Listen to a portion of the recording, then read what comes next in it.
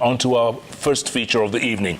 And the construction of the multi-billion-shilling THWAKE Dam in eastern region of Kenya faces uncertainty after the main contractor was slapped with an auction suit last month.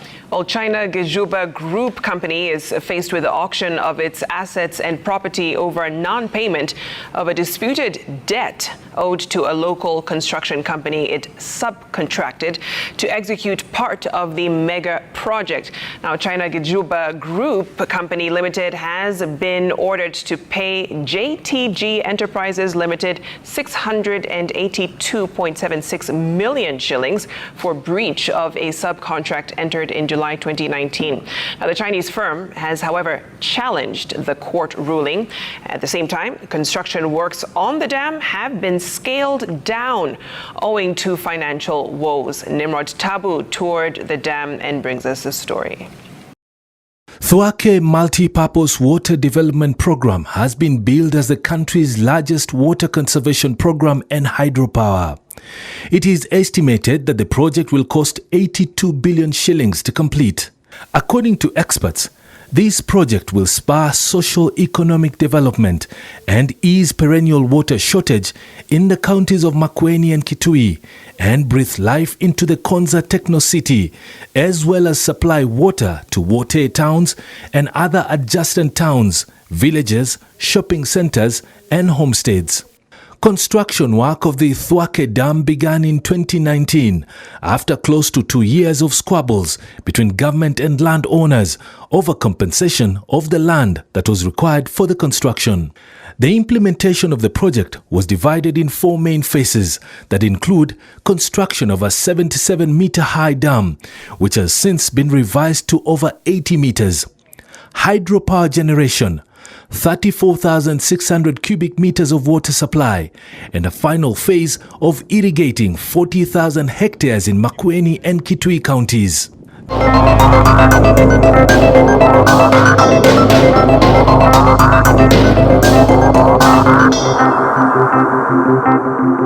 If there's one project I know you have a return on investment, straight is this one. Because it's not just a 10-year plan. This is a 50-year-old plan for transforming this region. The prospects of increasing food production in Makueni County is also causing some excitement. I can tell you for a fact that Makueni is going to be a food basket for this country. And being located along the railway line, along Mombasa Highway, will be the ultimate artery for food in the country, in and out of the country.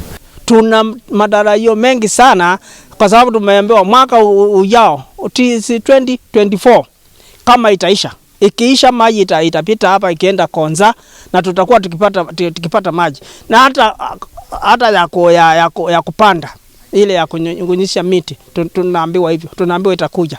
Na ile ya kunywa tutakuwa na bahati sana kama itaisha. But the construction of the dam was dogged by controversies over land compensation issues where disputes between families raged on and on, while politicians also brought about hurdles over who would be awarded subcontracts within the dam and how the labor force would be hired. And we have asked in this meeting for lists of those who already have been employed, a list of those who already have been subcontracted, so that we can now finalize in terms of the numbers that we agreed on. When you see a project of this magnitude, there is a lot of dust that is going to blow here. And you have also said and given instructions that they have got to water all the roads that are being used. And most importantly also, is the local materials that will be used, that they need to come from here. The project, funded mainly by the African Development Bank, has some unique features that are both magnificent in nature as well as being intriguing to one's imagination. 2 huge tunnels known as collectors have been drilled and constructed by the engineers and construction workers who managed to redirect the Athi River into the tunnels. The water from the river will be the source of the dam, which is expected to fill the dam completely in a span of 2 to 5 years. I actually requested for a meeting with the Director General of ADB, and I went to see the good lady about the project financing, and she confirmed to me that was last year that they had funded a portion of up to 80% of their portion of the dam. Currently, the project appears to have come to a standstill. For residents who have been yearning with hope for the completion of the project, the temporary halt smells of trouble. There has been a dispute, ongoing dispute, between China Gezhouba, which is the main contractor, and part of the subcontractors in terms of the work that they are doing. It's part of financing. Anatumianda tutu yo tunini tiendi wambia nengi na twa wabanja yo wa mwitu na yuti ondena ni tia gweni na mukuni onaeso kuwa.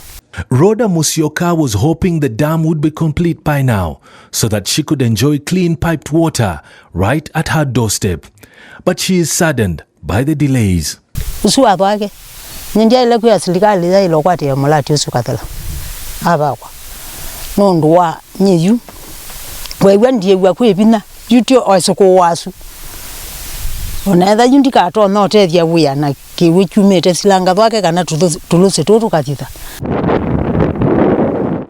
The project has occasioned new developments here. Buildings that will house the staff once the dam is complete have been put up across the horizon. From a distance, we could see a site that almost looked abandoned as there was little work that was going on. The spillway has been constructed and appears to be the only site that is near completion. There were only a handful of workers compared to the usual hundreds that were present when the construction began.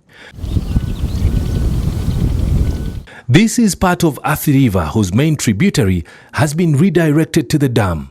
There are few locals fetching water and carrying out other chores.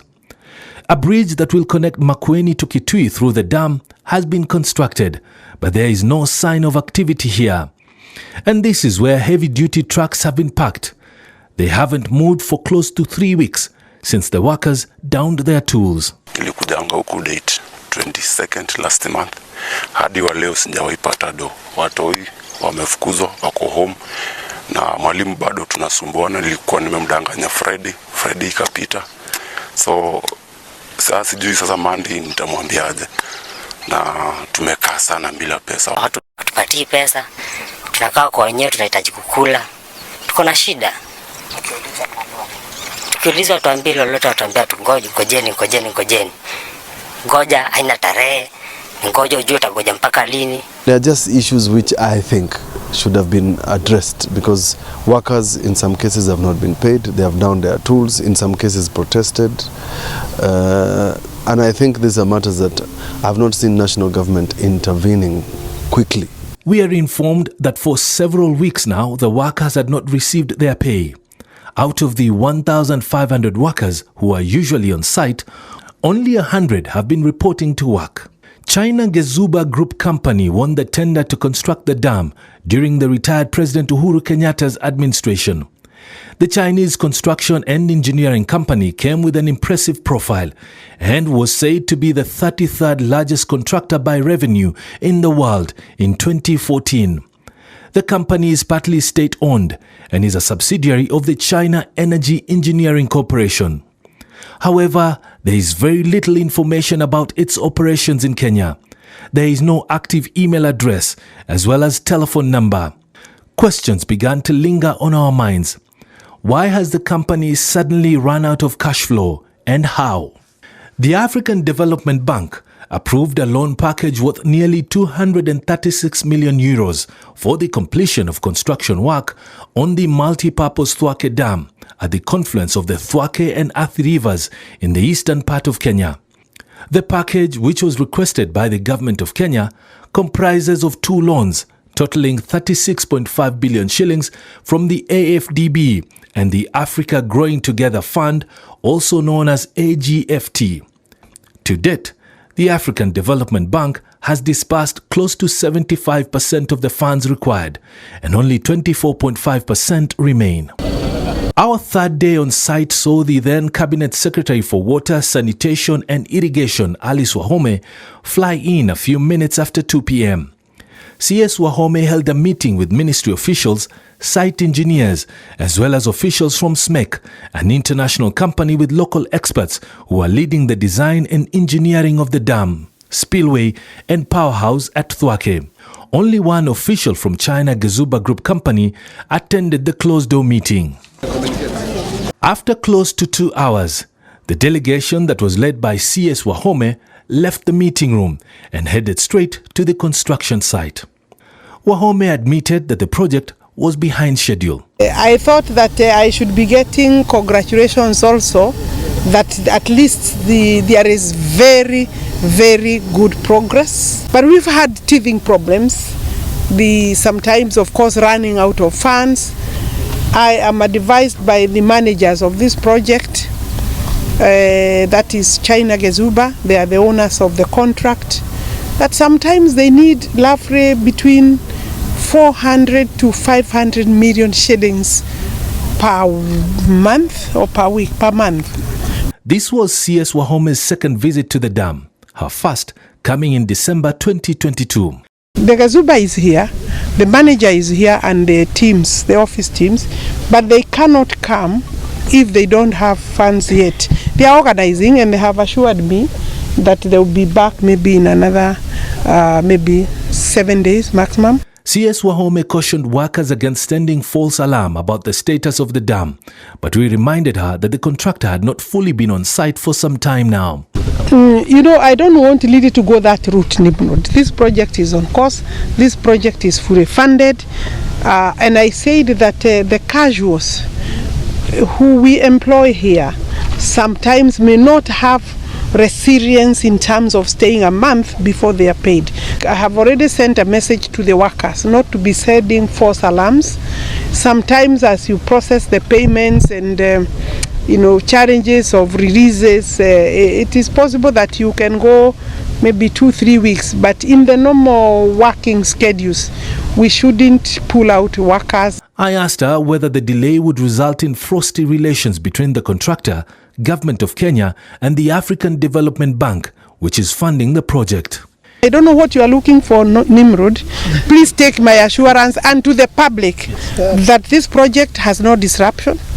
A delay, it is normal this size of a project to have a 1 week off or 2 weeks off. The relationship between myself and the ministry is excellent.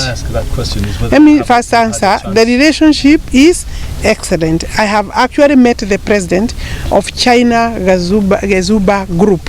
So there is no controversy between the contractor and the ministry. Tumepatiwa sababu ambazo imefanya kidogo kuanzia tarehe 28 mwezi wa 9, imefanya kwanza wamesimamisha kazi kwa sababu ya itilafu kiasi ambayo haikuwawezesha kupata pesa ambazo walikuwa wanatarajia kupata. Issues of delayed disbursement of funds and non-payment of staff salaries on time are not only the ones dogging China Gezhouba Group Company. There is another hurdle before the company, a court case that has been ongoing since March 2021. Take the example of a punching pool. It was the whole thing being plastered, the punching pool, which was the last thing tulikuwa tunafanya tutoke. Na hapo ndio kazi ilitukalia ngumu, because you need the plastic materials, you need to buy the bit, you need to buy the diesel, you need to pay these drivers. Na kazi yenyewe ilikuwa ni risky. Documents seen by Citizen TV indicate that whereas China Gezhouba Group Company admits entering a supplementary subcontract agreement with the JTG Enterprises Company following the discovery of hard rocks on the spillway, it declined to pay the firm because the proprietor allegedly left the site. Yeah, they did a different agreement. Yeah, they went and did a different agreement because Post told us we have done a different agreement because what we expected to find on the ground is different from what we are encountering. But the SMEC International guys were there. Then these CGGC supervisors were there. The Chinese themselves, CGGC Chinese guys were there. They had their own African surveyors. They were there. You see, we told our boss that this is what we have encountered on the ground. After finishing the red soil, excavation of the red soil and clearing everything. On August 9th this year, Justice Alfred Mabea made his ruling in favor of JTG Enterprises and ordered China Gezhouba Group Company to pay the local farm over 682 million shillings plus interest accrued from the time the case was filed. Makueni Senator Dan Maanzo is the lead counsel for China Gezhouba Group Company. No, you know, it's a very simple issue. It is the value of the exit. And the truth of the matter is the value of the exit has to be determined in court. And now that the matter is pending before court, I am very sure it's going to be determined properly. There was an idea of that some people could use the courts to extort the dam or to extort the government. The government is part of this and the government is the employer. Therefore, it must take full charge eventually of any expenses. In addition, the court also granted the proprietor of JTG Enterprises the go-ahead to auction China Gezhouba Group Company property and assets in order to recover his monies. In September, JTG Enterprises asked the court to have China Gezhouba's 2 bank accounts frozen, a request that was granted. However, China Gezhouba Group Company has appealed against the decisions. There is no court order. It has already been overturned by the Court of Appeal, and it is going to be overturned. It was arrived at. It hasn't yet been overturned, sir. It has. I'm aware, and there is a court order. That's why they had frozen the monies, and the monies have been unfrozen. And there was a little bit of. The court had ordered that the retainer be paid even before the time. That's unlawful completely. And that's why we're in the Court of Appeal.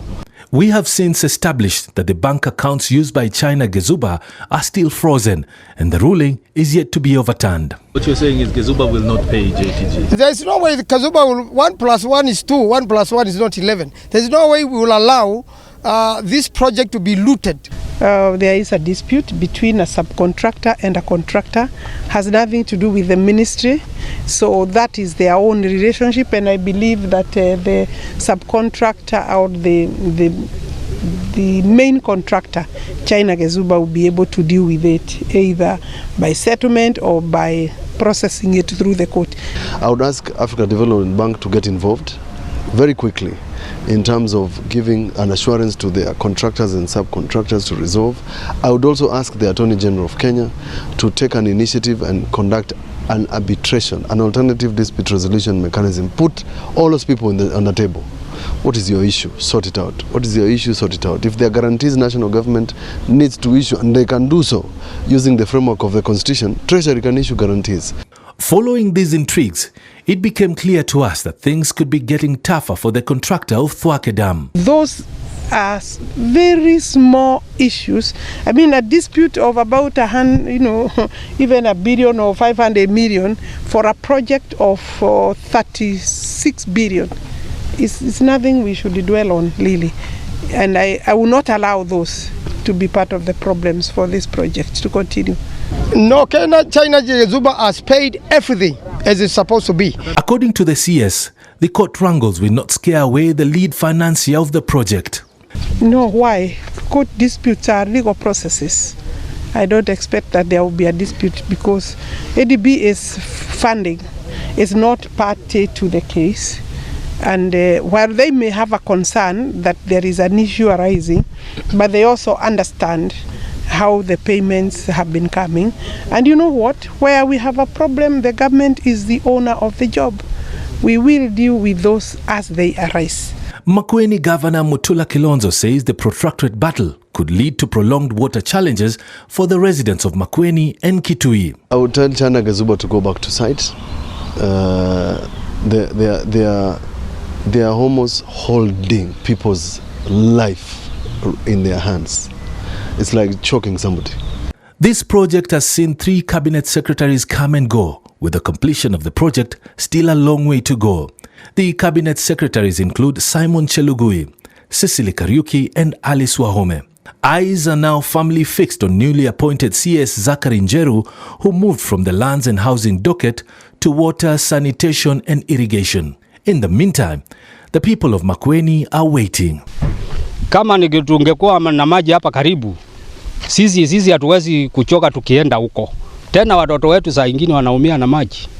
Hawata walimu wanachotewa maji kwa mto, wanapelekewa kwa shule. Unaona hiyo ni shida nyingine. Hiyo ni shida kali sana. Haya, mtoto kutoka huko ndio nasikia makuhani watoto wakawabidia kusoma lakini hawasomi. Nimrod Taabu, Citizen TV, THWAKE, in the county of Makueni.